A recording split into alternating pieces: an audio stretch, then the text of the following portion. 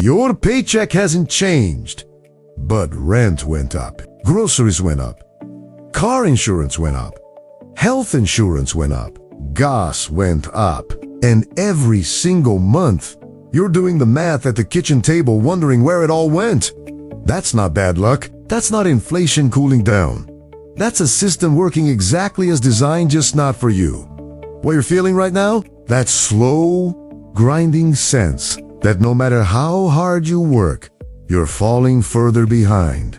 That's real. And today, we're going to talk about why it's happening, who's responsible, and what they are absolutely not telling you on the evening news. Welcome to Finance Stories. If you're new here, hit that subscribe button right now, because this channel is dedicated to one thing: telling you the truth about money that the mainstream media won't touch. We break down the economic forces that are quietly reshaping your life, and we do it in plain English. Hit subscribe, turn on notifications, and let's get into it. Because what's coming in this video, it's going to change the way you see every dollar in your wallet. Let's start with what's actually happening right now, because the official story and the real story are two very different things. The Federal Reserve will tell you inflation is under control. They'll point to the CPI numbers coming down from their peak. They'll talk about a soft landing.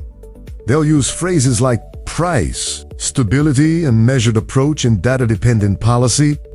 And the financial media will nod along and tell you the crisis is basically over. But here's what they won't say out loud. Inflation going down does not mean prices are going down. It means prices are going up more slowly. Everything that got more expensive over the last 4 years, it's still expensive. The grocery bill that used to be $200 and is now $350. That didn't go back to $200. It stayed at $350, and now it's creeping toward $400. That's the part that never makes the headline, because the headline is designed to make you feel like things are getting better, not to actually reflect what's happening in your kitchen, your gas tank, your landlord's next lease renewal. Notice, meanwhile, the national debt has blown past $36 trillion. The United States is now spending more on interest payments for that debt than it spends on national defense. Let that sink in. More money going to pay interest on debt than to fund the entire military. And the only way to keep that machine running is to keep printing, keep borrowing, keep inflating. The Fed raised interest rates aggressively to fight inflation, the fastest rate hiking cycle in decades. And yes, it slowed some things down, but it also created a ticking time bomb in commercial real estate, in regional banks, in the bond market. The higher rates go, the more stress builds up in the financial system. And when something cracks, and something always cracks, what does the Fed do? It prints. It bails. It injects liquidity. Oil is another pressure point nobody wants to talk about honestly. Energy prices feed into the costs of literally everything. Transportation, manufacturing, food production, heating, cooling. Every time energy costs rise, a hidden tax gets passed along to you at every level of the supply chain. And geopolitical instability, wars, sanctions, OPEC decisions means energy volatility isn't going away. It's structural. It's permanent background noise that keeps pushing your costs of living higher while your wages try to keep up and mostly fail. The disconnect between the official numbers and your lived reality isn't an accident. It's a feature. Now let's talk about the hidden machine, because this is where it gets deep. And this is where most financial channels won't go. Because going here means calling out the people with the most power in the global economy, the Consumer Price Index, the CPI. This is the number the government uses to tell you how much inflation you're experiencing. And on the surface, it sounds straightforward. They track a basket of goods and services and measure how prices change over time. But here's what they don't tell you in the press conference. That basket has been modified, adjusted, and reweighted dozens of times over the past several decades. Methodologies have changed in ways that consistently, not occasionally, consistently result in lower reported inflation than what people actually experience. One of the biggest tricks is called substitution. The idea is that if steak gets too expensive, consumers will switch to chicken. So instead of measuring the rising cost of steak, the index substitutes chicken. Prices look more stable on paper. Your actual experience of not being able to afford what you used to afford, that doesn't show up in the data. Then there's hedonic adjustment. This is the concept that if a product gets better, say a new car has more features than the old model, then even if the price went up, the real price might be considered flat or even lower because you're getting more value. You're sitting there making payments on a $40,000 car that would have cost $22,000 15 years ago. But the statisticians are telling you, you're basically getting a deal because it has a backup camera now. Beyond CPI, they have the PCE, personal consumption expenditures, which the Fed actually prefers to use because it tends to show even lower inflation. And then there's the trimmed mean core inflation. Supercore inflation, they keep slicing and dicing the data until they find a number that fits the narrative they want to present. They're gonna hide data. They're gonna play fuzzy math, and most people don't have the time or the background to dig into the methodology of government price indices. So they just take the number at face value. That's the bet. That's always been the bet. And then there's what's been happening quietly in the banking system. You've probably heard of quantitative easing QE, where the Fed creates money and buys bonds from banks to inject liquidity into the system. When they did this openly after 2008 and again in 2020, it made headlines. People debated it. Some people got angry about it. So what happens when the political will to do open QE disappears, but the need for liquidity doesn't? You get disguised QE. You get mechanisms like the Bank Term Funding Program, which was set up after the regional banking crisis in 2023, which allowed banks to borrow against their bond portfolios at face value, even when those bonds were worth significantly less in the market. Effectively, it was a backdoor bailout, a hidden injection of liquidity, a way to keep the system from seizing up without calling it what it was. The money supply expands, the dollar gets and the people who feel it first and hardest are not the banks. They're not the hedge funds. They're not the people with assets that appreciate when money is cheap. They're you. So, what does all of this actually mean for your day-to-day life? Because we can talk about monetary policy and CPI methodology all day, but at some point it has to land in the real world. And in the real world, here's what it looks like. More for rent, more for groceries, more for insurance, more for utilities, more for car payments, more for childcare, more for healthcare, more for everything that you need to live. But your paycheck stays the same. Or maybe it went up a little. Maybe you got a 3% raise last year and felt pretty good about it until you realized that official inflation was running higher than that and real-world inflation was running even higher than the official number. So your raise was actually a pay cut in terms of what your money can buy. You worked harder, maybe you got a promotion, definitely got more responsibilities, and came out behind. This is the cruelest part of what's happening. Wages are the only thing held steady as the dollar collapses. Capital, stocks, real estate, hard assets keeps pace with inflation or beats it. Because when money gets cheaper, asset prices go up. If you own things, inflation is annoying but manageable. If you primarily earn a wage and live on that wage, inflation is devastating. It's a slow, invisible tax on your labor, and the people designing this system, they own things. A lot of things. They're not worried about their grocery bill. They're not doing the math at the kitchen table. The wealth gap in America isn't growing because some people are smarter or work harder. It's growing because the monetary system is structurally designed to benefit asset holders at the expense of wage earners. Every dollar that gets printed dilutes the purchasing power of the dollars already in your pocket, but it pumps up the value of the stocks and real estate and alternative assets held by people who are already wealthy. The rich get richer not because they're exceptional, it's because the game is and right now, Tens of millions of Americans are living this reality without having the vocabulary to describe what's happening to them.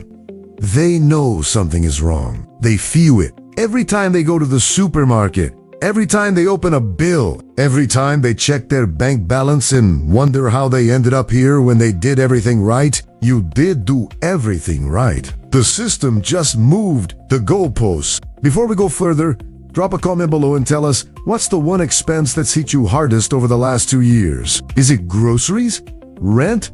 Insurance? We read every comment on Finance Stories, and your answers actually shape the content we make. If this video is hitting home, smash that like button.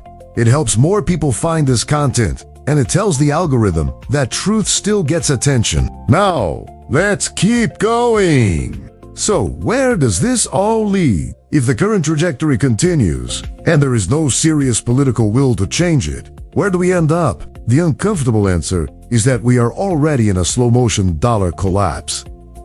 It's not dramatic. It doesn't look like a movie. There's no single moment where the screen goes dark and the credits roll. It's gradual. It's incremental, but it's happening. When a currency loses 30% of its purchasing power over a decade, is that hyperinflation? Most economists would say no. Hyperinflation has a technical definition, typically associated with monthly price increases of 50% or more. Think Weimar, Germany. Think Zimbabwe. Think Venezuela. But here's the question nobody in the mainstream is willing to ask. At what level of dollar devaluation do we call it hyperinflation? If prices double over 10 years, that's not hypered by the technical definition. But for a family living paycheck to paycheck, it might as well be. The effect on their quality of life is the same. They can't afford what they could afford before. They're working harder for less. Their savings are evaporating in real terms, even while the nominal number in their bank account stays flat. And retirement savings, pensions, this might be the most underreported crisis in American finance. People who spent 30 years saving diligently in dollar-denominated accounts, 401 mils, IRAs, savings accounts, are going to find that those dollars buy a fraction of what they planned for. $1 million? Sounds like a lot until you realize that $1 million in 2045 might have the purchasing power of $400,000 today if current trends continue. And for people on fixed incomes, retirees, pensioners, people living off Social Security, every point of inflation is a direct reduction in their standard of living. There's no adjustment that fully compensates. There's no raise coming. There's just less. Every year, a little less. The pension crisis is already playing out in slow motion across state and local governments. Funds that were supposed to be fully funded aren't. Promises that were made to workers who spent careers in public service are quietly being recalculated, reduced, restructured. And the inflation that eats away at the real value of those payments. That's happening whether the headlines cover it or not. The Fed knows this. The Treasury knows this. And they've made a calculation, whether explicitly or implicitly, that inflating away the debt is more politically survivable than the alternative, which would be genuine austerity, genuine spending cuts, genuine restructuring, because the pain of inflation is diffuse. It's spread across hundreds of millions of people in ways that are hard to trace directly back to a policy decision. But the pain of austerity is concentrated and immediate and very, very visible. So they choose inflation. They choose the slow bleed. And they manage the narrative carefully to make sure most people blame everything except the actual cause. So, what do? If the dollar is being systematically debased, if the purchasing power of your savings is being quietly eroded, if wages can't keep up with real-world inflation, what are the actual options? Let's be clear. There is no magic solution. Anyone telling you there's a simple, risk-free answer to this is trying to sell you something. But there are moves that historically have helped people preserve wealth during periods of currency debasement, and they're worth understanding. Physical gold and silver have served as stores of value for thousands of years, not as speculative assets, as insurance. When fiat currencies have failed throughout history, and they have failed many times in many countries, gold and silver retain purchasing power. They're not perfect. They don't pay dividends.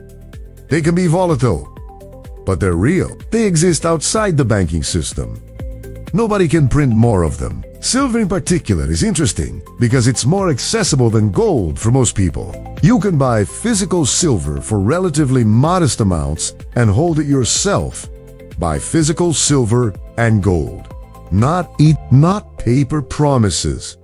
The physical metal held in your possession. That's the point of the exercise. Removing counterparty risk, removing dependence on a financial institution that could itself be exposed to the very risks you're trying to hedge against. Bitcoin is a more complex conversation. It's volatile. It's newer. It requires a different kind of trust in code and cryptography, rather than in governments and institutions. But it has a fixed supply cap. No central bank can decide to print more Bitcoin. For a growing number of people, particularly younger generations who have grown up watching the dollar lose value and trust in institutions erode that property, is extremely compelling. It's not for everyone. It carries real risk, but it's worth understanding. Real estate owning property rather than renting has historically been one of the most effective inflation hedges for ordinary people. When inflation runs hot, rents go up and property values tend to rise. If you own the property, you're on the winning side of that equation. The challenge, of course, is that housing affordability is at historic lows in much of the country, making this harder than ever to access. But if you're in a position to purchase, the inflation hedging properties of real estate are significant. The broader principle here is this. In a world where currency is being debased, holding cash long-term is a guaranteed slow loss. The goal is to shift from monetary assets, things denominated in dollars, toward real assets, things that have intrinsic value, independent of what the dollar does. Gold, silver, land, productive businesses, commodities, things that existed before the Federal Reserve and will exist after it. This is not financial advice. This is a framework. Your specific situation, your risk tolerance, your time horizon. Those are conversations for a qualified financial professional. But understanding the landscape is the first step, and that's what we're doing here. Empowerment doesn't come from panic. It comes from understanding the system clearly enough to make informed decisions inside it. The people who came through the great inflationary periods of history, Weimar, the American stagflation of the 1970s, the emerging market crises of the 80s and 90s, weren't the ones who panicked. They were the ones who understood what was happening, adapted, and moved deliberately. You can do the same thing, but you have to start from a clear picture of reality, not the sanitized version they're selling you on the financial networks. Here's where we land. Your paycheck hasn't changed, but the world around it keeps getting more expensive. That's not an accident. That's the predictable, documented, historically consistent outcome of a monetary system that creates money faster than it creates real wealth. The Federal Reserve manipulates the data to minimize the appearance of inflation. The government runs deficits that can only be sustained through continued monetary expansion. And the cost, the real, tangible, human cost, is borne by working Americans who earn wages, save in dollars, and trust that this system is basically fair. It isn't. And knowing that is not a reason to despair. It's a reason to get smart. If you feel like the system is rigged, if this video put words to something you've been feeling for a long time but couldn't quite articulate, share it, send it to someone who needs to hear it. Post it. The more people who understand what's actually happening, the harder it is for them to keep hiding it behind press conferences and adjusted statistics and reassuring language about soft landings. The truth has power, but only if it travels. Drop your thoughts in the comments below. What was the moment you realized the official story didn't match your reality? What woke you up? This community is built on those conversations, and every comment helps finance stories reach more people who are ready to hear it. If you haven't liked this video yet, do it now. It takes 1 second and it makes a real difference in how far this content spreads. And the next video is already on your screen. It goes even deeper into what's coming and what the people at the top are quietly doing to protect themselves. Watch it now. You're going to want to know this.